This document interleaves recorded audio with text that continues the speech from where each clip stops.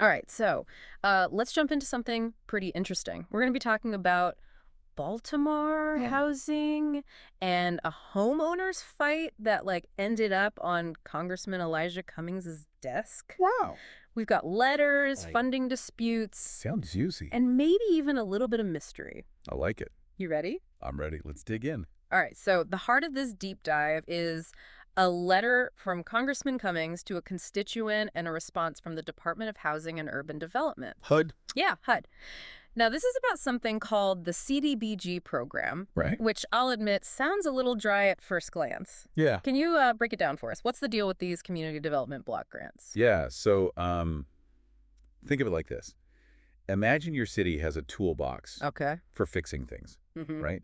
For making life better. Mm-hmm. The CDBG program is like the federal government tossing some much-needed cash Oh, okay. into that toolbox. I like that. We're talking housing improvements, Okay. creating jobs, even upgrading parks and community centers. Wow. It's all about giving local governments the flexibility to address their own unique challenges. So it's not just some faceless federal program. It has a real impact on neighborhoods, on people's lives. Exactly. Yeah. And that's what makes this case so compelling. We're seeing how these funds were or weren't used to help residents in East Baltimore. And at the center of it all is Congressman Elijah Cummings, a true political heavyweight, especially in Baltimore. He wasn't just some congressman. Oh, absolutely not. Congressman Cummings was a force. Right. He dedicated his career to fighting for social justice for the people in his district, and his voice carried a lot of weight in Washington. Yeah. So when a constituent reached out to him with concerns about how these CDBG funds were being used, Yeah. he took it seriously. And that constituent was Dr. Nicholas Miles. What can you tell us about him and why he felt the need to contact his congressman? Well, we know that Dr. Miles lives in East Baltimore, and he reached out to Congressman Cummings with a very specific concern about how an organization called HEBCAC, the Historic East Baltimore Community Action Coalition, was using these federal funds. Each EBC sounds like they should be helping the community, not causing problems. That's the irony, isn't it? Their mission is all about community revitalization. Mm. But Dr. Miles claimed there was a serious disconnect between their mission and what was actually happening on the ground. So we have these two letters, both dated August 16, 2019. One from Congressman Cummings to Dr. Miles, essentially saying, hey, I heard you, I'm on it, and forwarding HUD's response. Right. And then, of course, we've got that HUD letter itself. What's the tone of Cummings' letter to Dr. Miles?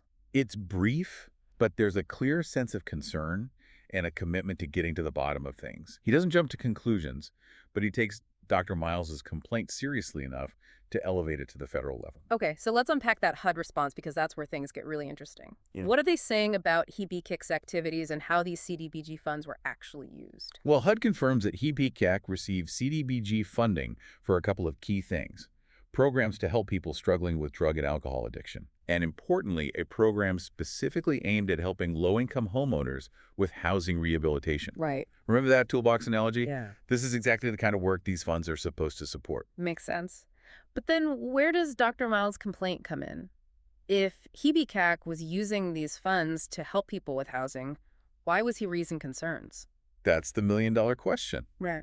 And it's where the story takes an unexpected turn. So HEBCAC is supposed to be helping homeowners like Dr. Miles using these CDBG funds, but he's reaching out to his congressman, kind of like sounding the alarm. What's the disconnect? What did HUD uncover? Well, according to HUD's investigation, there's no record of Dr. Miles or anyone on his block receiving any kind of assistance through those HEBCAC-run programs. Wait, hold on. So we've got Dr. Miles claiming HEBCAC was involved in this renovation project gone wrong. And remember, it cost him a fortune, almost $500,000 out of pocket to fix. But HUD is saying there's no paper trail, no evidence he ever got help from HEBCAC in the first place. It's a head-scratcher. Yeah. But it gets even more complicated.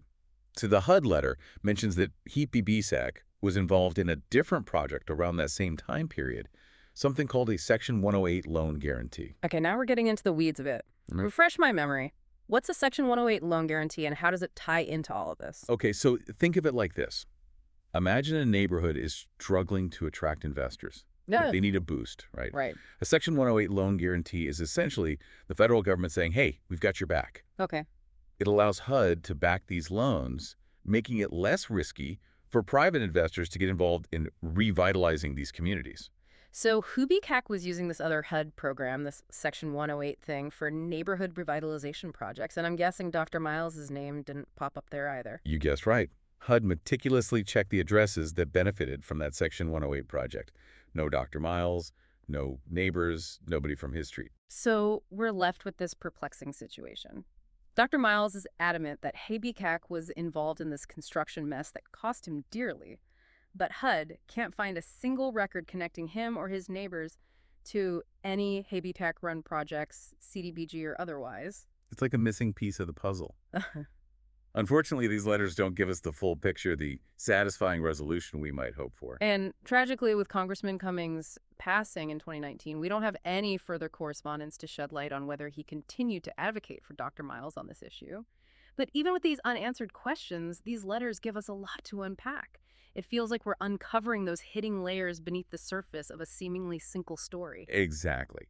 And that's the power of deep dives like this. Yeah. We're forced to confront the complexities, the nuances that often get overlooked. So if we can't solve this mystery outright, what can we learn from Dr. Miles' story? What's the bigger picture here? That's where things get really interesting. You said it. Things just got really interesting. We're left with this almost like contradictory evidence. On one hand, you've got Dr. Miles, who seems utterly convinced that HEB-LAG played a role in this whole costly renovation debacle. Right. And on the other, you've got HUD's paper trail, which leads to a dead end. Yeah. No record of him or his neighbors ever receiving assistance through HEBCAC. Yeah. So what do we make of that discrepancy? Well, I think that's the heart of it, isn't it? It really highlights a kind of harsh reality navigating these bureaucratic systems, Yes. accessing these community development programs. It's not always straightforward. Yeah. Imagine being Dr. Miles facing this mountain of repair bills, feeling like you've been wronged, trying to piece together what happened, who's accountable. It's easy to feel lost in the maze. It makes you wonder how often this happens, you know? Not just with housing, but with any kind of government assistance. Are people falling through the cracks because the system itself is just too difficult to navigate? It's a valid concern, and one that I think really underscores the importance of advocacy, Yeah. of having someone like Congressman Cummings in your corner. Right. He might not have had all the answers, but he was willing to ask the tough questions to hold those in power accountable. And that's what makes these letters so compelling, even with their unanswered questions. They remind us that these aren't just abstract policy debates. We're talking about real homes, real livelihoods, real people caught in the middle. Precisely. And it reminds us of the importance of digging deeper, Yeah. of going beyond the surface level. Think about it. If these letters hadn't been unearthed, if someone hadn't connected the dots, would we even be having this conversation? It makes you think about all the stories that remain hidden, all the potential injustices that never see the light of day. It's a powerful argument for transparency, for investigative journalism, for ensuring those in power are held accountable for their actions, or in this case, their inaction. Now, it circles back to the importance of an engaged citizenry. Dr. Miles could have just accepted his situation, but he chose to speak up, to reach out to his elected representative. That's civic engagement in action. So what's the takeaway for our listeners? If we zoom out from the specifics of this case, what have we learned from this deep dive? What's the message we should carry with us?